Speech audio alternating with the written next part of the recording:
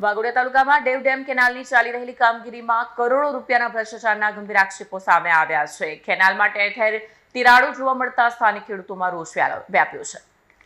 વાઘોડિયા તાલુકામાં દેવ ડેમ કેનાલની ચાલી રહેલી કામગીરીમાં કરોડો રૂપિયાના ભ્રષ્ટાચારના ગંભીર આક્ષેપો સામે આવ્યા છે। અંદાજે ₹60 કરોડના ખર્ચે તૈયાર થઈ રહેલી આ કેનાલનું હજુ આશરે 70% કામ જ પૂર્ણ થયું છે।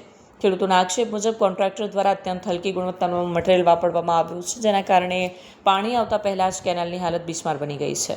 વધુમાં તિરાડોને છુપાવવા ઉતાવળે ઠીંગડા મારી કામ ઢાંકવાનો પ્રયાસ કરવામાં આવી રહ્યો હોવાનો પણ ખેડૂતોનો સીધો આરોપ છે।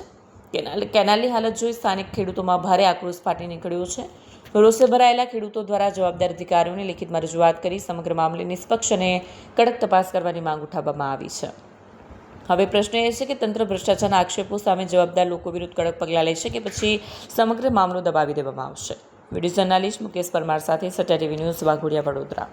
લાગ્યું જ્યારથી કેનાલ બને છે ત્યારથી આ લોકો તિરાડો પડે છે ત્યાં પૂરે છે, ગાબડા પડે ત્યાં પૂરે છે અને આરબીએમસી વાઘોડિયા કેનાલ વાઘોડિયા રૂમીપુરાથી લઈ નરસિંહપુરા દંખેડા સુધી પૂરી થાય છે। તો આ લોકો એવું કહેવા માંગે છે, નેતાઓ એવું કહે છે ભ્રષ્ટાચાર અમે નહીં કર્યો, કર્મચારી એવું કહે છે કે ભ્રષ્ટાચાર અમે નહીં કરતો। તો આ 60 કરોડના ખર્ચે બનેલી જે કેનાલ છે એનો ભ્રષ્ટાચાર કર્યો છે કોણે? બરાબર। પરિસ્થિતિ કેવી છે કેનાલમાં અત્યારે શું હાલત? અત્યારે તો એકદમ ખરાબ જ છે। જે બનાવી છે ખાલી આમ તમને લાગે કેનાલ બનાવી છે, પણ એકદમ નિમ્ન કક્ષાની મટીરીયલ બનાવેલું છે આ લોકોએ।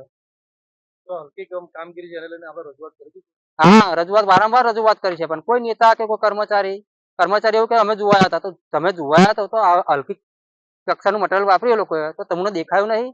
આ લોકો 60 કરોડ રૂપિયાની જે ગ્રાન્ટ ફાળવી બરાબર, એમાંથી આ લોકો 40 કરોડ પણ નથી વાપર્યા।